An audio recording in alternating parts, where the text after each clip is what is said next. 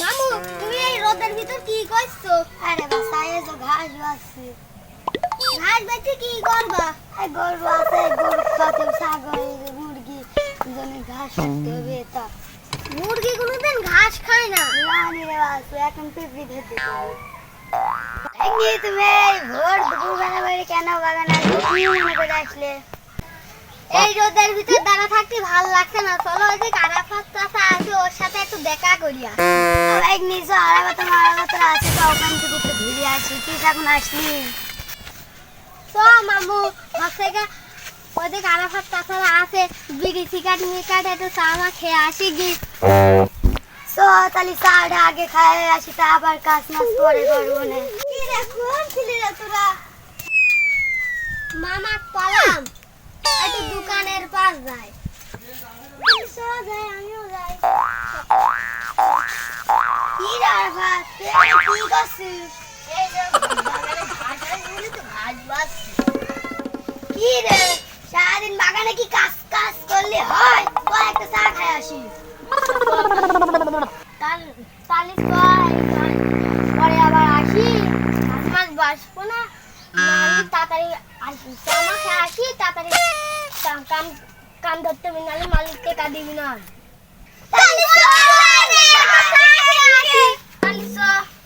হাঁটো হাঁটো হাঁটো। দোকানটা মনে হয় সামনে আছে। সামনেই তো দোকান। মামা সেটা চামা তো খোয়াই হয়ে গেল, এবার না বাড়ি যাই, তোমরা কাজ করো। আচ্ছা তোমরা তাও যাও ভাইকনি, আমরা ভালোভাবে যাবা। যাও নাই তোমরা খেতে পারবে না। আরে ভাইকনি চলো তাহলে আমরা পত্তন যাই, তোমরা বাড়ি চলে আমরা কাজ করবো না। তো কি চলো চলো